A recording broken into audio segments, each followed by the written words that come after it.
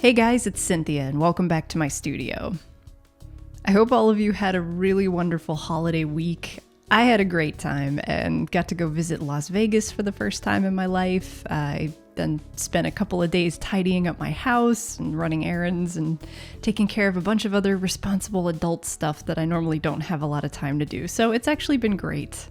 But funny story, I came very close to not having a video this week. Yesterday morning, I was waiting around for a plumber when I realized, oh my God, it's Saturday and I haven't even started working on anything. So I ended up making a clutch decision in order to get it done in time. And some of you who are really keenly observant may have seen the thumbnail and thought, hey, I've seen this painting somewhere before. And that's because you have. What you're watching right now was actually recorded back in September, and it was kind of a test run for me, like a pilot episode where I was testing out my camera setup. So in my intros, when I've panned the camera up to that little shelf where I let my paintings dry, this study has been up there in a few videos. So if you caught that, good job. You've got a very good eye. So I'm very happy to be returning to the time-lapse chat format today. And we're going to keep it especially casual since it's New Year's Eve. I'm still kind of in the holiday mindset. So for those of you who are new to the channel, this is the kind of video where I paint something on screen while informally talking about an art or artistic growth related topic. So it's not a tutorial, but I will post my palette up on the screen for you, which is the typical palette that I use for my studies. I'm working on a tinted gessoed hardboard panel, and for my medium, I'll be using the Ultimate Stocking Stuffer, otherwise known as Liquin. Now, I hope you guys aren't super sick of hearing about New Year's resolutions by now, because that's definitely the inspiration for my chat today. But I mainly want to focus on setting artistic growth goals for 2018. Although this could apply to any time of the year. But either way, be forewarned, if any of you are planning on doing a drinking game for every time I say the word goal in this episode, probably don't, because you will definitely die. So setting goals is extremely important to me, and I've mostly talked about them in terms of setting goals for a particular painting so far, but having short-term and long-term and even open-ended goals over time is really important too. And I think some of the reasons that so many New Year's resolutions in particular don't work out, or we crap out on them in like a month or two, is because we're either setting goals for ourselves that are too lofty or impossible to achieve in a year, or we don't have a metric for success, or probably worst of all, we don't really want them all that badly. So in order to stay the course and make your resolutions a reality, I'd encourage you to ask yourself, are your goals achievable, measurable, and honest?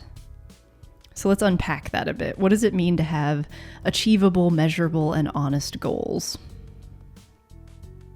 A goal that's achievable has both a realistic scope and a knowable series of steps to take in order to accomplish it.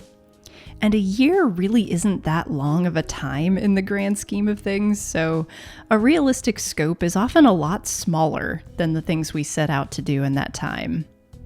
You guys know I'm a big fan of the long game and taking things a step at a time for consistent long-term growth. So be careful of the common temptation of getting better fast or piling on too many goals on top of each other for the sake of just speed alone. And you guys know I've talked about the usefulness and staying power of making one conscious change at a time. So if you had to pick one thing to improve next year, what would that be? And then how are you going to achieve it? Like when it comes to improving at anything, mindfulness is key.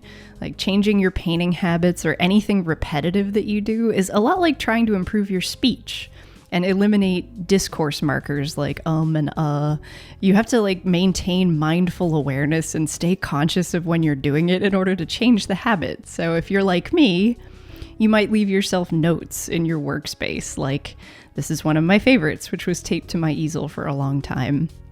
But just anything you can do to stay aware of what goal you're trying to accomplish.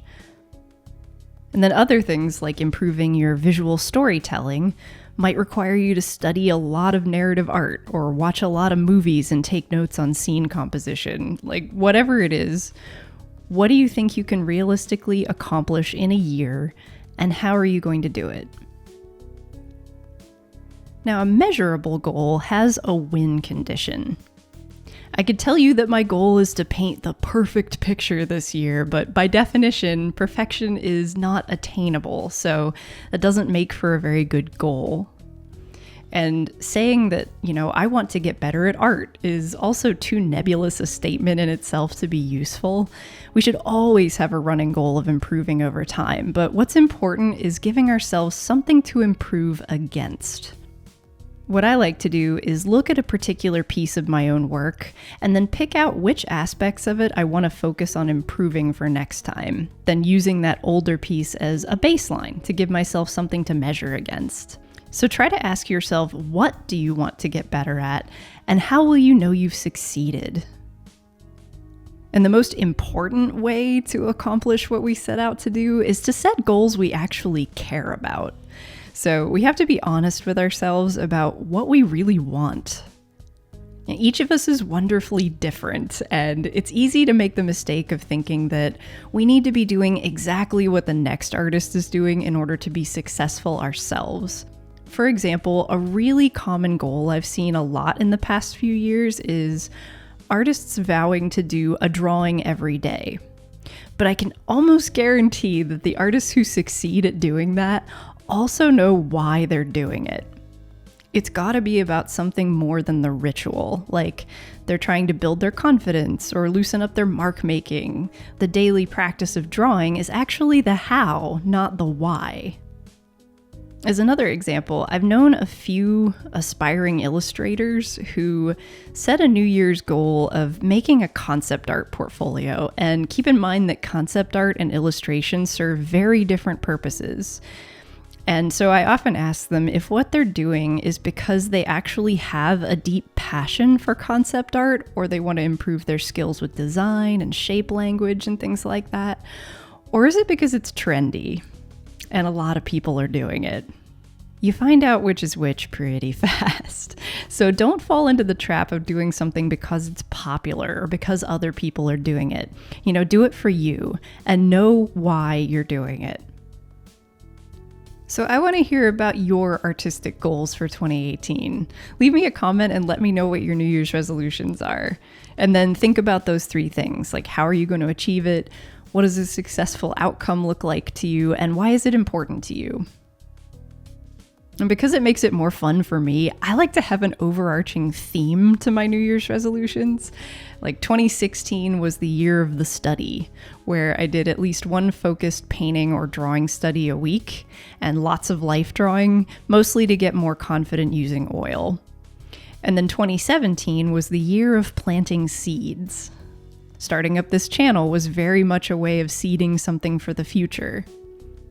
And my 2018 goal is simplification. And that applies to multiple aspects of my life, like I want to declutter and simplify my living space and my routine, but it also relates back to art in a couple ways. I mainly want to focus on trying to simplify the shadow shapes and value structure in my paintings. And to answer my own 3 questions, I plan to be mindful of that when doing studies and compare against my previous work. And it's important to me because having a cleaner value structure will improve both my workflow and help my work read better at any size. So that's the one conscious change I want to focus on. And the other way that simplification relates back to my art is something I actually need your help with, because it's finding a way to simplify my YouTube recording schedule. This channel is still very much in its infancy, but so far I've focused on 3 main types of videos, and those are the time-lapse chats like this one, process videos, and I did one Q&A. And I want to keep doing all 3 of those in some measure and try some new stuff also, but I want you to let me know down in the comments what your favorite format is and what you'd like to see more of, because your feedback is then going to help me figure out how to simplify this channel going forward for me. So I'm not, racing against the clock so much and pulling late nights after work. Some videos take longer to make than others. Like the last 3-part process video almost killed me. I was just about to die at some point during making that. So if that's the favorite, then I'll have to really reconsider my life choices. But hopefully I'll get some good feedback. I'm really interested to hear. And with that, I will say farewell to 2017. You've been a super weird year with a lot of ups and downs, but I gotta say the past couple months since starting up the channel have been an incredible way to close out the year for me. Like, as of recording this, I've just hit 20,000 subscribers, which honestly feels insane. And I mean, I know there's channels out there with a lot more subscribers and all that, but that's not really why I started doing this. Like, my success metric was how much I can help you guys. And so it's just an incredible treat to have all of your support. And thank you guys so much for watching.